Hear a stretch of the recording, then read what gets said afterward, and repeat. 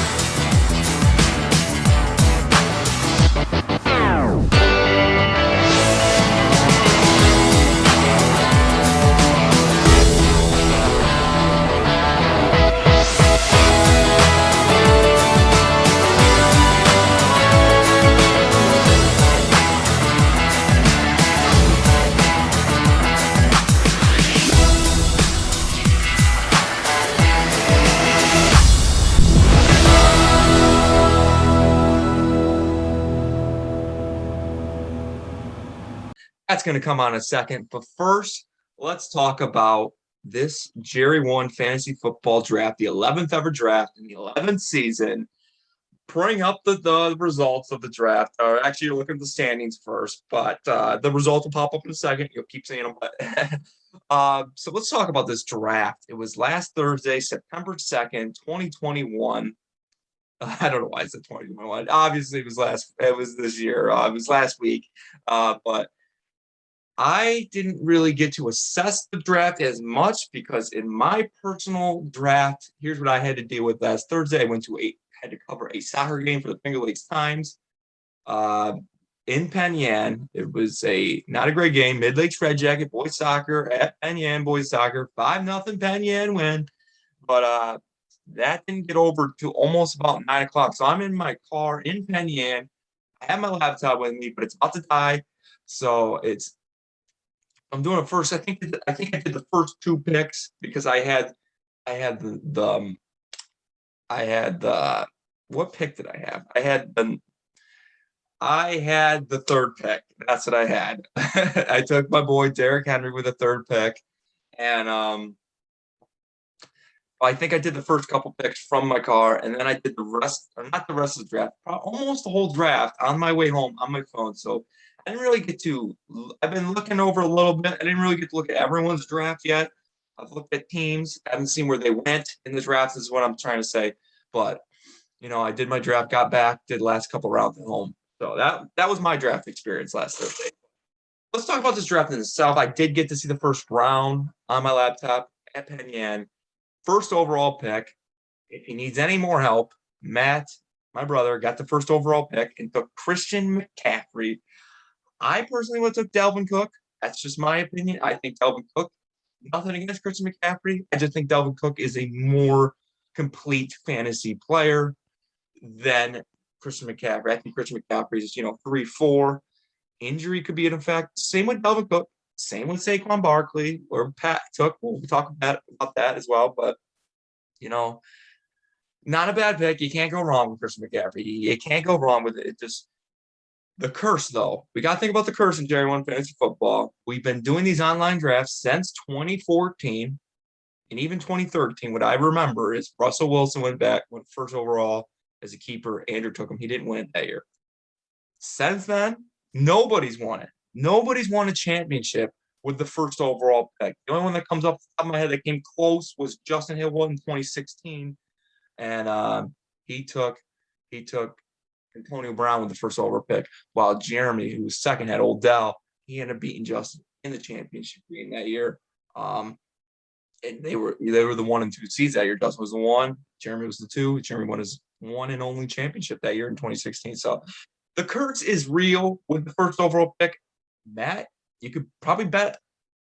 You probably can't make a better bet than Matt to break that curse this year, especially with Paul out of the league.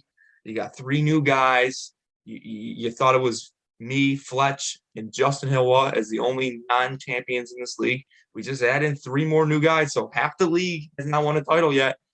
And that's Justin Kiefer, who's the late entry because of Paul, and voted in by expansion was Kurt Ireland and Sam Shields were voted in by expansion. Justin Kiefer, I will say, was third in voting.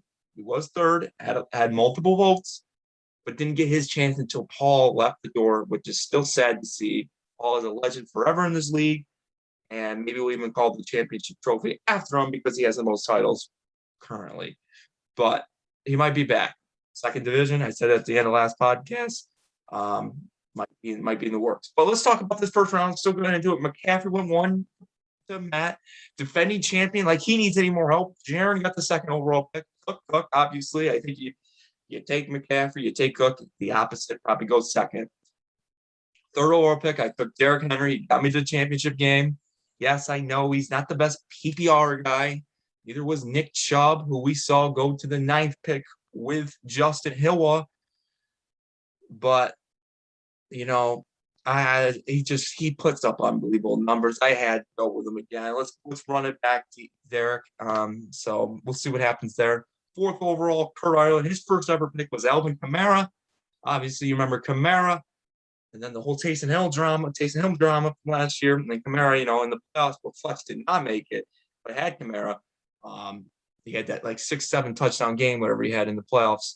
If he could do that for Kurt for a playoff game, I think Kurt's going to have his first playoff win in JERRY1 Fantasy Sports. So then we go to the fifth pick. Our guest today, Pat Russo, took Saquon Barkley. He's running it back with Saquon once again.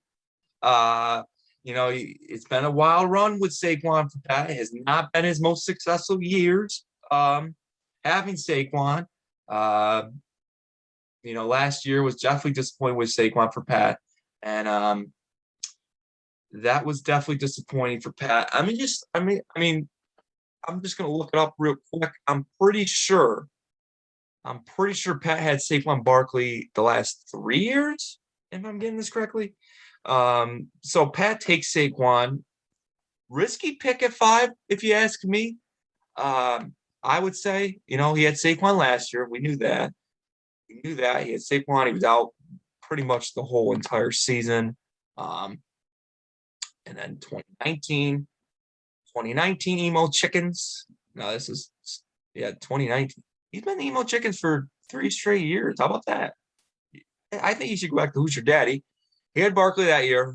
Barkley was pretty good in 2019. I gotta say. That team it's just not been very successful teams for Pat, I'll say. Then 2018. Pat had him in 2018. I don't think it's 4 straight years. I don't think it's Alshon Jeffrey-esque. It is not Alshon Jeffrey-esque, but last 3 years Pat's had him. But you gotta think Pat. It's probably been his 2 worst seasons he's ever had, other than that 1-11 infamous team in 2013, the closest team to a winless team in JERRY1 Fantasy Football history. But 14-week regular season now, so I don't think we're going to see a winless team. Also makes it really hard to see an undefeated team. So, we'll see if Pat could do with Saquon once again. Obviously, he doesn't want to remember the 2019 or 2020 seasons, but maybe 2021 is different. This is a new decade now for Pat. He won the first year of the first decade. Let's see if he wins the first year of the second decade. It's crazy we're in another decade already of JERRY1 Fantasy Football, but that's the case. We're moving on to the 6th pick. The 6th overall pick was, just to try to remember this off the top of my head, the 6th overall pick was, oh man, the guy who's watching this and knows they had the 6th overall pick is probably screaming at their phone right now. The 6th overall pick. This is tough to remember this type of stuff off the top of my head. I should really write this stuff down, but I know 9th was Chubb.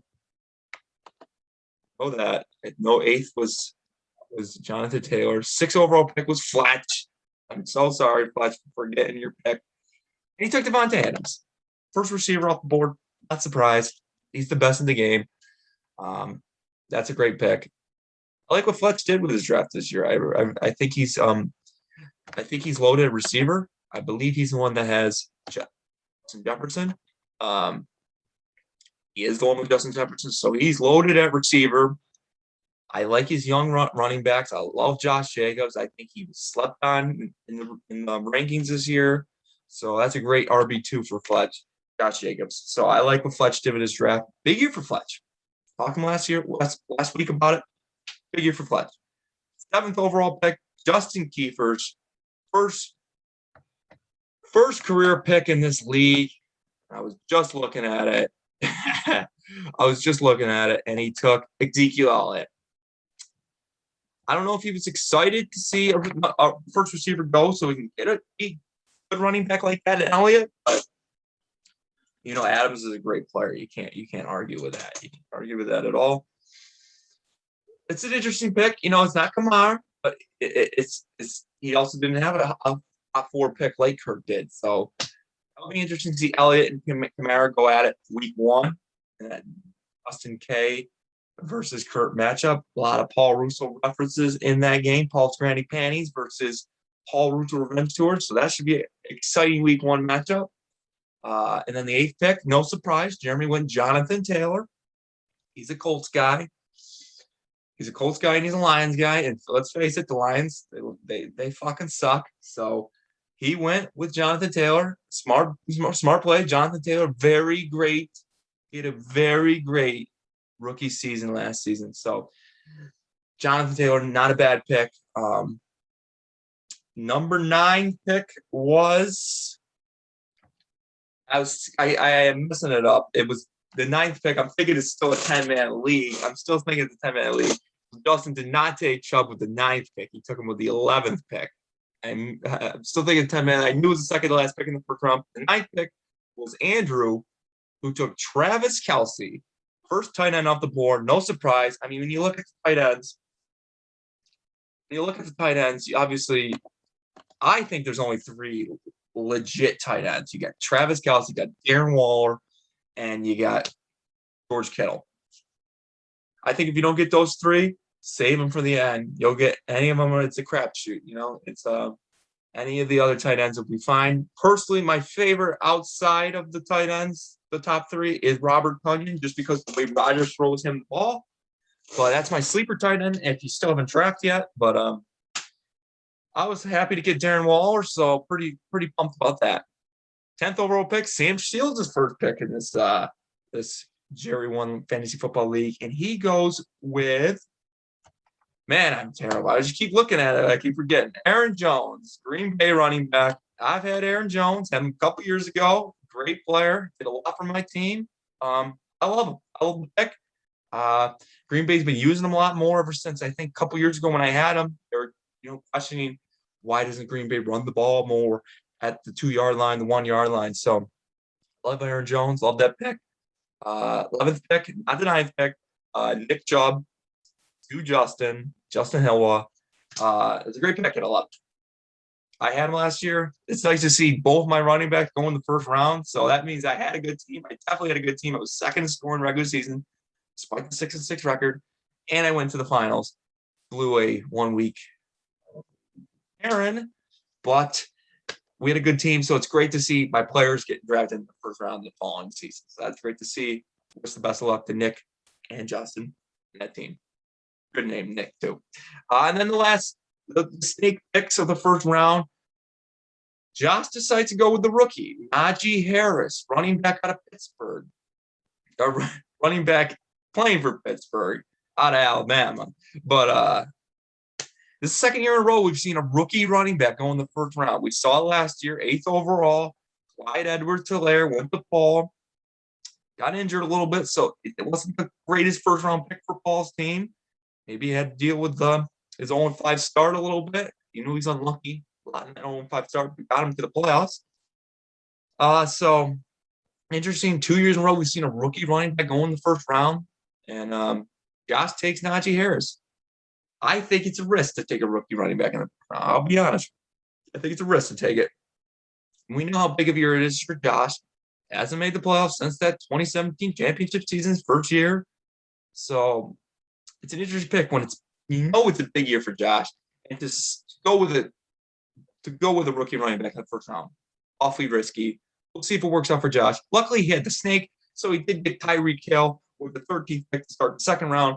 So at least he's got a really, guy who's been there and done that in Tyreek Hill to go with his rookie running back. So, and the running backs aren't as deep. They're top-heavy running backs, but they aren't as deep as receivers. So if it don't work out for your running back, you're going to have to probably trade one of your receivers to make a trade to help a running back hole. Say it doesn't work out for Najee Harris and Josh. Now he's getting running back hole, something you don't want to have going forward into the season.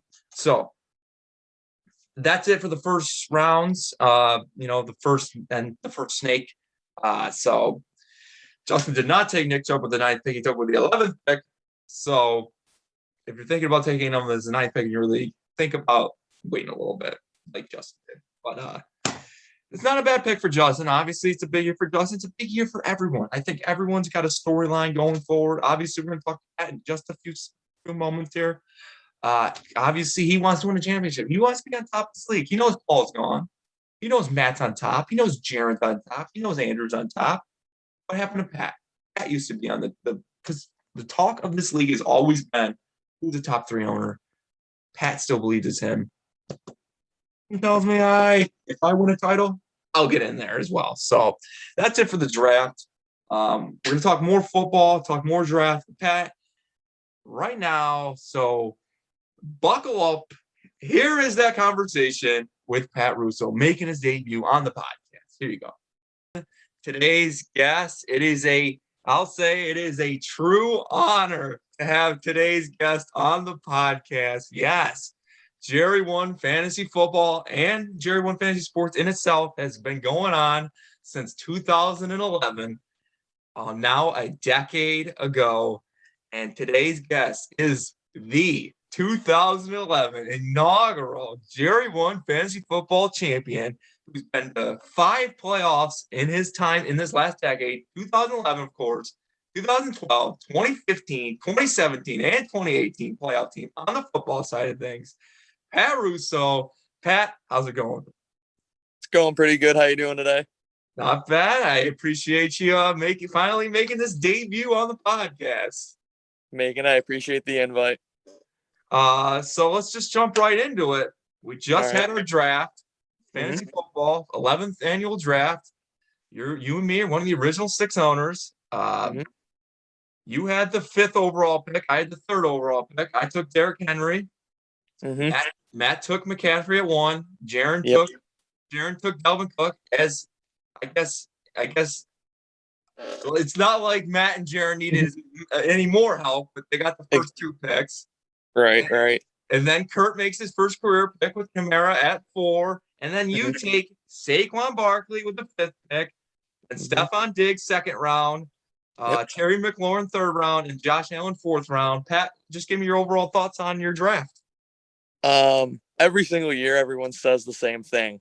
I love my draft. This is a year that I feel like I can finally say I was extremely confident in it. I was happy that Saquon was able to fall to me at 5. I do like having Saquon. I've had him in the previous 2 years. Granted, injuries have killed him. This is the season where I feel like as long as he can stay healthy and piece it together, it's a season. He's going to put up McCaffrey level numbers, pending health, obviously. Bringing in the receiving champ from last year with his quarterback and Josh Allen. That Bills offense is way too high powered. Got to keep my feelings and my fandom for the Dolphins out of it. Got to pick with our heads, being fantasy. We want to win. Had to do it to go for that league title. And then Terry McLaurin sitting there 3rd round. Got to couple him with Diggs in a PPR league. Got to get your 2 stacked receivers. Yes. As a guy, I had Diggs last year. He got me to the finals last year, so he was great. But I do like that. You're going Barkley again, even though we don't want to talk too much about these last 2 seasons in this league. They have not been your best seasons in this league. But, they haven't. Man, injuries. Yeah, and so Barkley redemption. I always like to see someone redeem himself with a player, and you doing with Barkley. And it's almost getting, another couple more years. That's almost Alshon Jeffrey you taking Barkley every year. It would be. That'd be you with Alshon, man. That's the perfect comparison.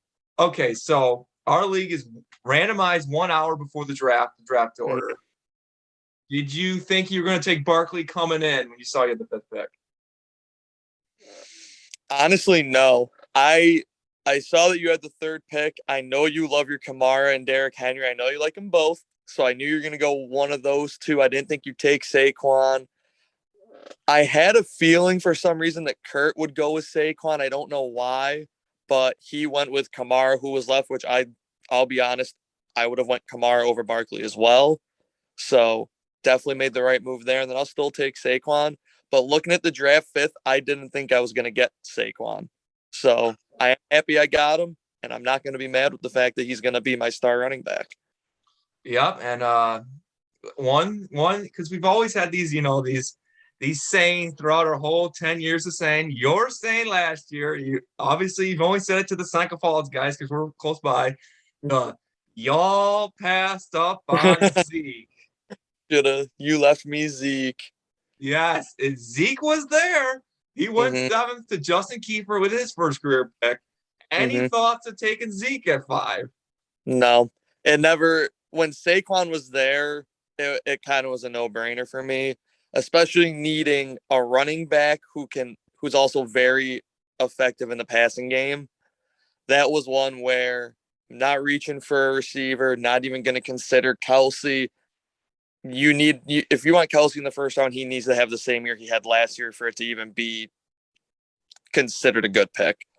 So for me, Saquon, it would have been between Saquon, Kamara, Henry, whichever one was there is who I was going to go with. Wasn't expecting to be Saquon, but I was not reaching for Zeke at 5.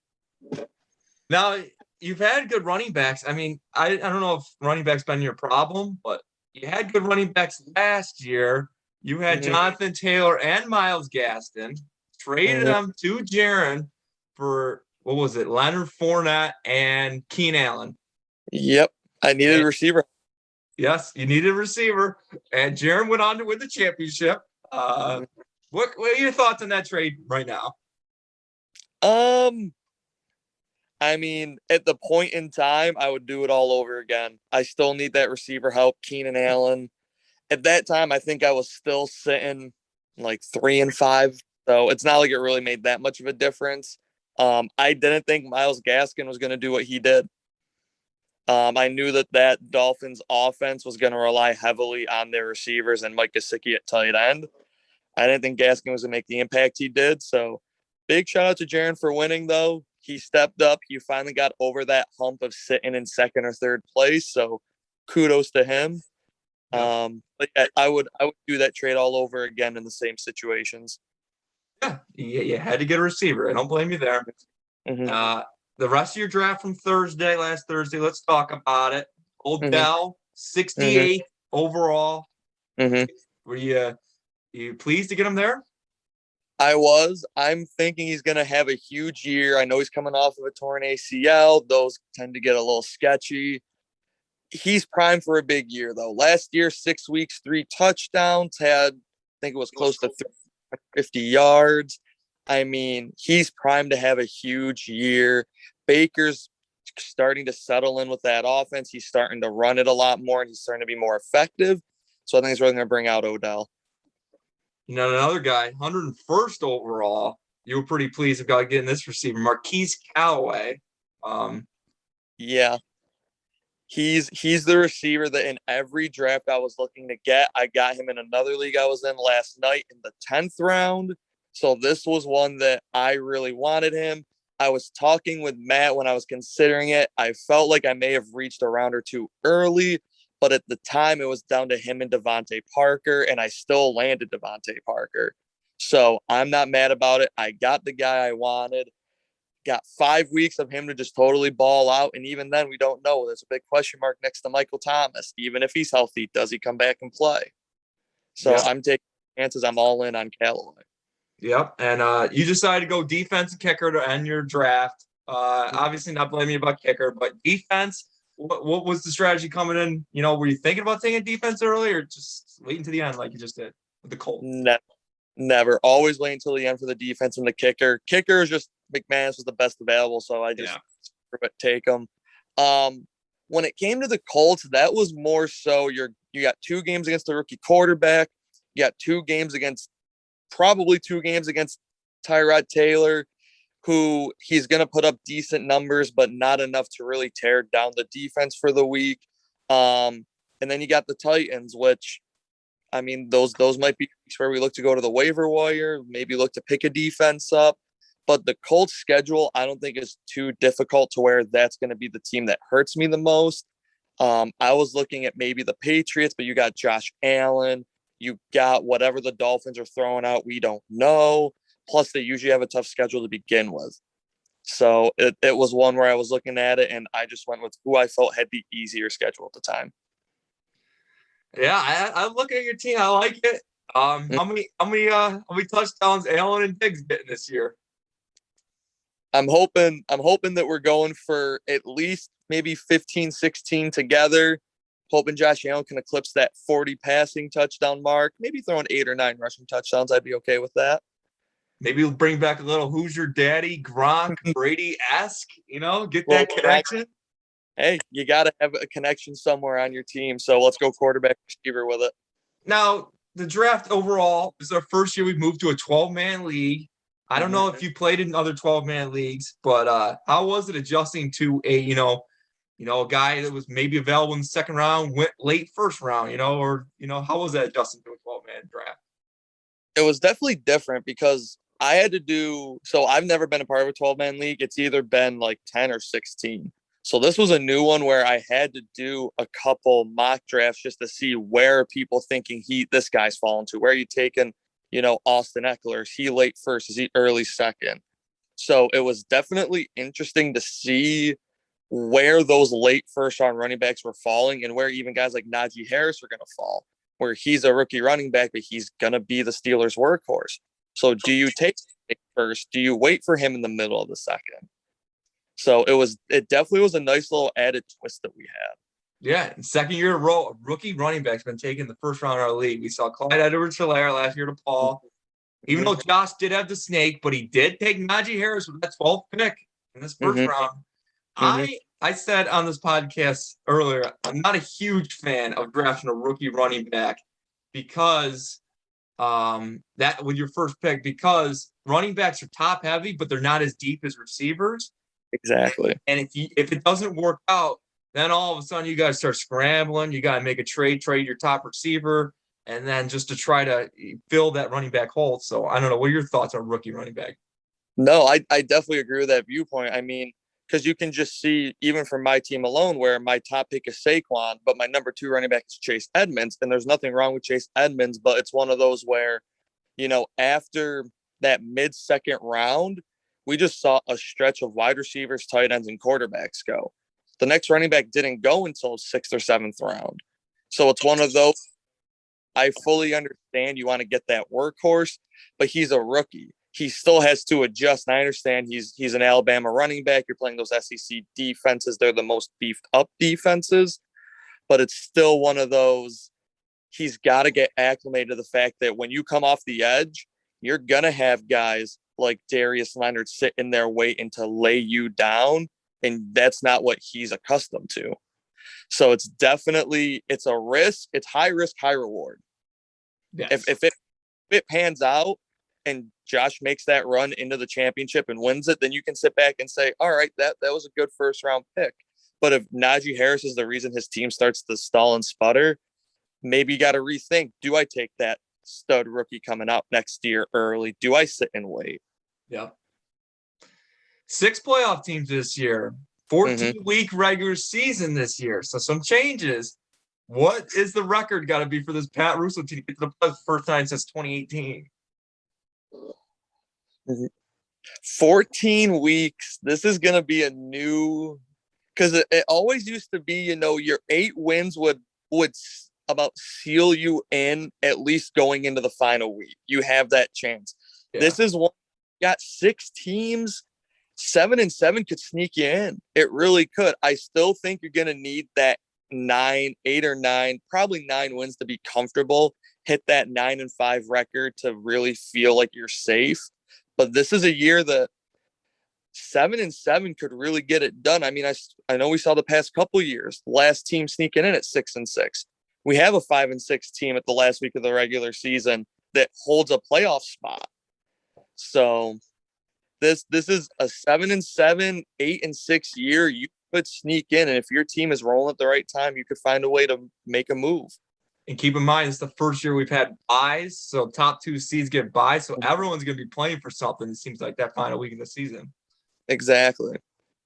Let's talk about this schedule. Week 1, you play Justin Hill. I know there's 2 Justins in this league now, but yep. You won 5 straight games against Justin, one of the longer active winning streaks in this league. And you haven't lost to him since week 12 of 2017. You're 11-9 overall. He did beat you in the playoffs back in 2012. But right. Yeah. What are your thoughts going into this week 1 game against Justin?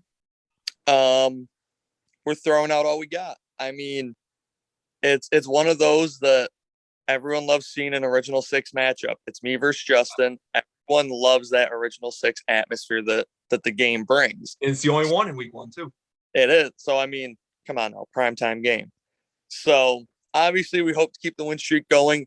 His running backs do concern me a little bit. He's got Nick Chubb, who finds the end zone frequently. that matchup of Chubb versus Barkley, though, I think it's going to be pretty even. I do like the way that his running backs are made out, though. So I think he might have that slight advantage on me. But overall, obviously, I'm not going to say I'm going to lose. No one ever thinks they're going to lose. I think we're going to win, keep that win streak going, and get off to a hot start here in 2021. Yep. I don't know if you've seen your whole early party schedule, but it's kind of brutal. I mean, you got Justin week 1, who you've owned lately. But let's go, Matt. Week 2, Yeah. you've lost 4 straight. Haven't beat him since 2017. Andrew, you've lost 5 straight. Haven't beat him since 2017. Josh, you have beaten 2 straight. And Jaron, you've lost 3 straight. Haven't beat him since 2018. And keep in mind, Matt, Andrew, Josh, and Jaron, those are the last 4 champions in this league. So that is a brutal start to the season. It is. That's one that if we can come out on the other side 3-2, I'm feeling pretty good. So, like I said, I know Josh has Najee Harris. His team doesn't really concern me a whole lot. Andrew, I've said it before, when he pays attention, he's really good. The only times he's really at bad teams is when he just forgets to look and set his lineup, and then it's just too late to catch back up. And then Matt and Jaron are Matt and Jaron. I mean, every year they're going to have a team. They make moves. They know what they're doing. They're very well versed on the waiver wire. So if we can come out of the first 5 weeks at 3-2, I think I'm going to be setting myself up in a pretty good spot. But again, never know what's going to shake out and happen. It is tough that you have to play Matt and Andrew twice this season. And those are the final 2 weeks of the regular season. So yeah, and that's what's going to scare me. I guess my only little bit of saving grace is the fact that it's late in the season. Maybe my guys are going to be rolling at that point, but he's got McCaffrey and Mahomes, man. They're tough to beat. Who's the biggest threat in this league? That's I'm saying Matt. I'm saying Matt just because obviously he's been in the league longer than Jaron. Matt, I would say, is the biggest threat. I know Paul's no longer a part of it, so that means currently Matt's the owner with the most championships. But Matt always finds a way to get it done. He always finds a way, and so does Jaron. It's just Matt's, like I said, been in the league longer. So Matt understands how all of us make our moves more than Jaron. So Matt doesn't just make moves to better his team. He tries to find a way to make moves that are going to hurt every other team. So in that regard, I think Matt is the most deadly owner, which is why once you get Matt down, you have to keep him down. You can't let him find a way to sneak back in because he finds those guys that just score. So it's tough to keep a guy like him down. Yeah, not a bad answer. Second year, though, of PPR. What were your thoughts on PPR's first season last year? I think it was good. I mean, I like doing PPR leagues. I think it just makes for a little more excitement, and it definitely adds more value to certain guys. So, like, I think Jarvis Landry is the perfect example of it. I used to have Jarvis in our first few years when we never did PPR. There's a game he had 13 catches for 80 yards, but I only get 8 points out of it. Yeah. Now he goes to Cleveland, has 10 catches for 90 yards. Well, you got the 9 for the 90, but now you get 10 points for the 10 catches.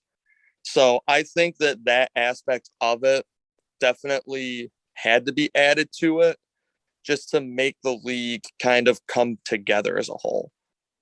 Yeah, I think it's awesome. We're not seeing any more 30-point weeks. Those are some. Never like to see that. No, 30-point weeks, you're literally relying on just yards and touchdowns. So if your guys don't score, you are not scoring, period. Now let's turn on the time machine. Let's dial it back to 2011. We were only sophomores in high school, juniors in high school that fall. That fall. Yep, you're right. 2011. Everyone remembers the Jerry years when Paul took Ravens defense first overall, and we had 2 quarterbacks, and it was high scoring. That's why we had to go to the one. Yeah, but you beat Matt in the inaugural 2011 JERRY1 Fantasy Football Finals, 229-200, 2-week format. You were the 4 seed. Matt was the 3 seed. It was Cinderella playoffs, a team of Tom Brady, Gronk, Garrett Blunt, Wes Welker, Mike Wallace, Willis McGahee, Santonio Holmes. Pat, what do you remember of that 2011 Hoosier Daddy team? I think you're forgetting my main man, Frank Gore. Yeah. What I do remember is that was still the high flying Mike Wallace years when he was the deep threat that everybody feared. Santonio Holmes he was a menace in the end zone. I mean, there's that Brady Gronk connection. I mean, they've got the most touchdowns between a quarterback to a tight end in NFL history and postseason history. It's a historic combination that I sat there. I had the opportunity to snag it, and I just had to jump on it. So that connection is really what propelled my offense into the finals and what won it for me. And this whole time, it's just funny. This whole time you've had a championship. This whole time since we've been expanding leagues and stuff and expanding owners, you've just had that championship the whole time. Yep. People forget. Keep in mind, 2015. Hopefully, it's not the last time we ever see the Russos play each other in fantasy sport. The Jerry one side, I think, but the 2015 Russo Bowl, where Paul beat you. Mm-hmm. Paul had 2 titles at that time. You had 1, obviously. You were going to tie him in titles. Like, you were that close to tying him in titles. So I mean, obviously, you haven't been to the finals since then. Hopefully, maybe 2021 is that year. I think it could be the year. This is the most confident I've been in a team going into a season. I would probably say since that 2015 season. I'm confident, guys. I think I finally got the team that can get it done. We just got to make a few moves. Yep. All right, Pat. Everybody that comes on my podcast plays my game. How well do you know your JERRY1 fantasy sports teams? Obviously, you had the one baseball season. There's no question about baseball in here. It's all football. Good. And the top score is 150 points by my cousin Kyle. That's the best you can do. Okay. 95 points. And to not finish in last is 55 points. And to how to play the game, I should have started with is there's 5 questions from easier to harder. Okay. 10 points, 20 points, 30 points, 40 points, 50 points. The most you can win is 150 points. Okay. I'll ask you the question. You just tell me the answer, and either you're wrong or you're not. So, right. Pat, are you ready to play? I'm ready. All right. Remember, these first couple are a little easy, so do not overthink these. For 10 points, who does Pat play in week 1 of this upcoming 2021 football season? Man, Justin Hill. And that is correct. Yes, it is Justin Hill. And we'll play him in week 1. As I said, 5 straight wins against Justin. That is pretty impressive to do. So keep going. Here we go. Moving on for 20 points. What year did Pat win his first career fantasy football title? I'll never forget it. 2011. And that is correct. Yes, it is 2011. Pat gets it right. He's up to 30 points. And now the game has begun. All right. Let's see. Here we go.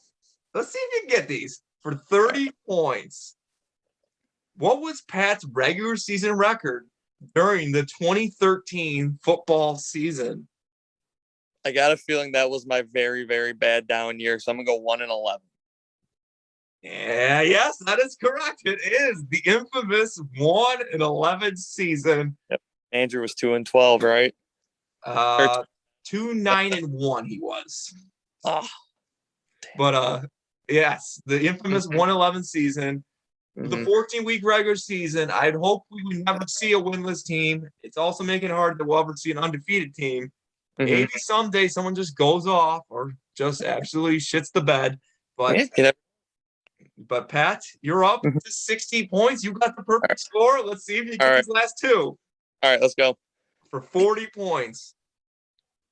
What is Pat's career fantasy football playoff record? Now, this just includes semifinals, finals, and then third place games from 2017 when we went to the 10-man. So any of those constellation games that I do not keep track of, they don't count. Third place games since 2017, they do count. What is your career playoff record in football? Oh, man. I got to think about this. Yeah, take your time. Think about it. 2, 3. I lost in a title.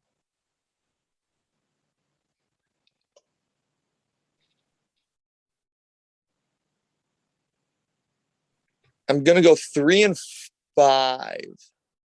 3 and 5 is my final answer. Oh, it's so close. It's so close, but it is 4 and 5.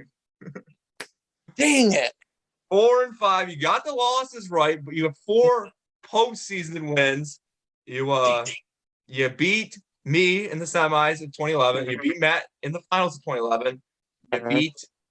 You beat Matt in the 2015 semifinals, and you beat Fletch in the 2017 third place game.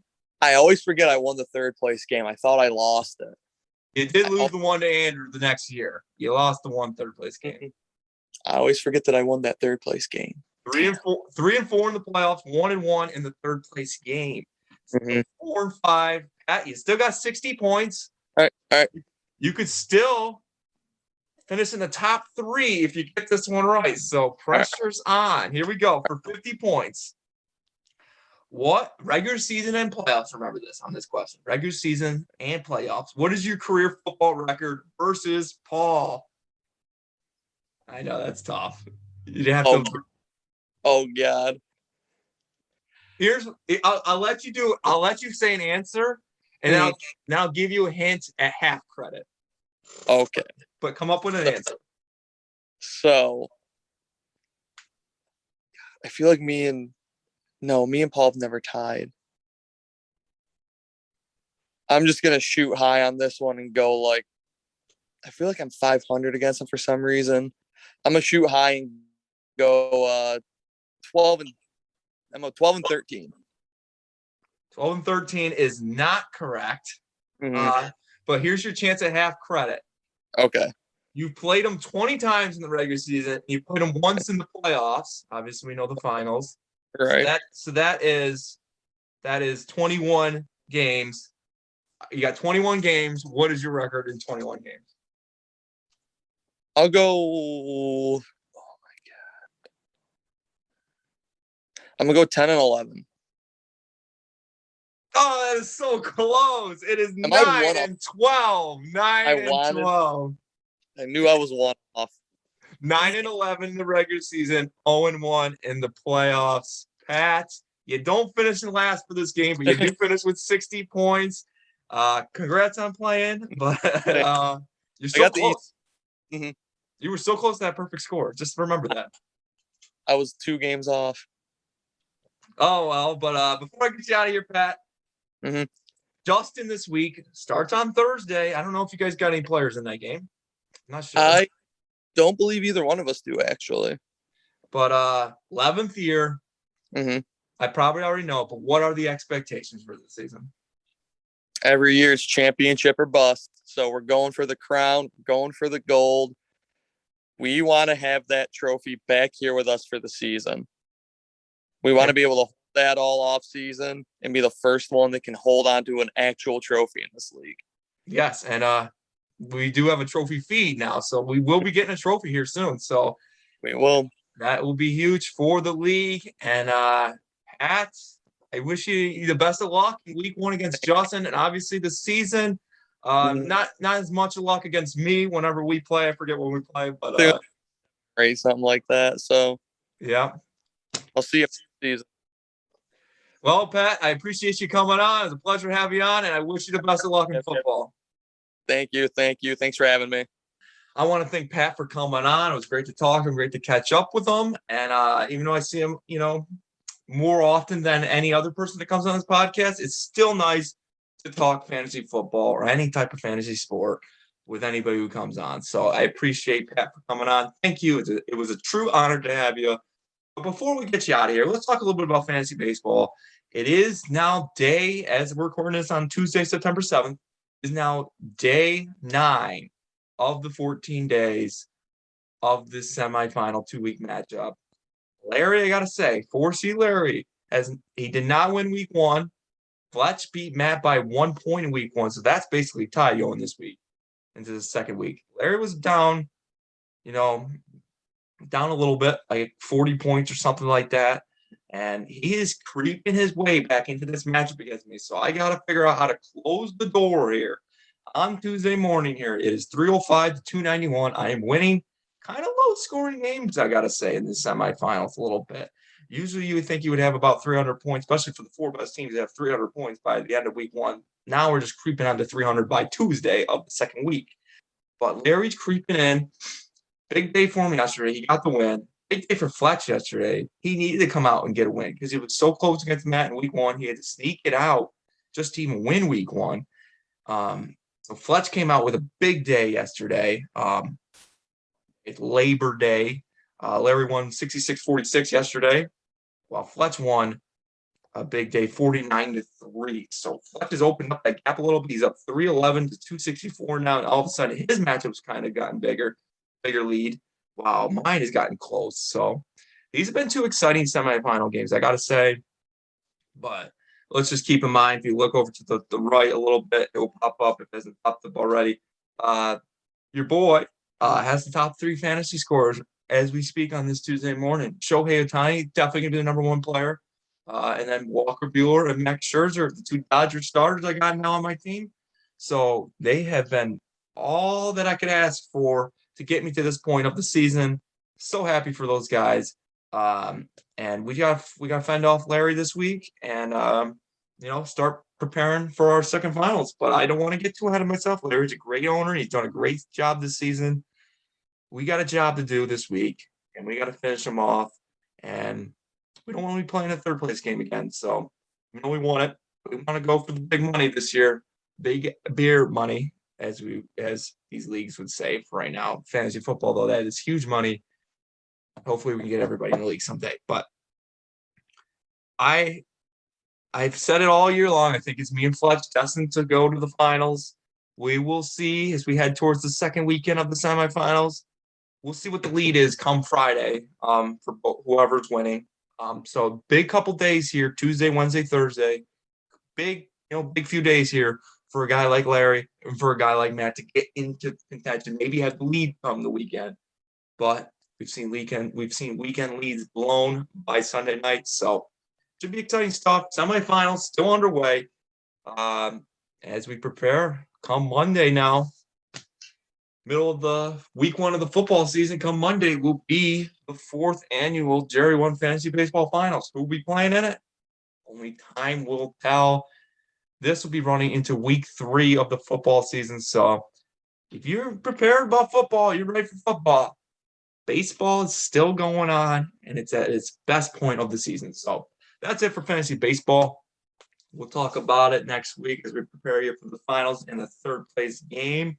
But before I get you out of here, we do have a JERRY1 birthday. No belated birthdays this week. This Friday, September 10th, 2021, Justin H., not Justin K., Justin H., Justin Hill's birthday is this Friday, September 10th, 2021. Happy birthday, Justin. The big one, 26 years old. You finally called me an age, so happy birthday, Justin, and big year for you in fantasy football this year. Still say fantasy basketball is going to be your first title in JERRY1 Fantasy Sports, but why not football and why not in 2021? Happy birthday, Justin, and I wish you the best of luck in football this season. And that's it for episode 32. I want to thank Pat for coming on, making his debut on the podcast, and I wish him the best of luck in football season as well. It's here, man. Baseball is still going, but fantasy football is here. Set your lineup on Thursday. It's going to be a good one. If you have players, get ready. Week 1, everyone gets excited for week 1 of fantasy football season. Not only just the NFL and the fantasy season as well, but this is the best fantasy league. There's no doubt about it. There's nothing you're going to change my mind that fantasy football is the best fantasy sport. But this is big time. So it starts on Thursday. I wish everyone the best of luck this season, and it's going to be good stuff. I'm still thinking about baseball, but I'm always thinking about football. So thank you, Pat, for coming on. I've been Nick Felice. Set your lineup, and we'll see you on the next Jerry1 Fantasy Sports Podcast. Goodbye.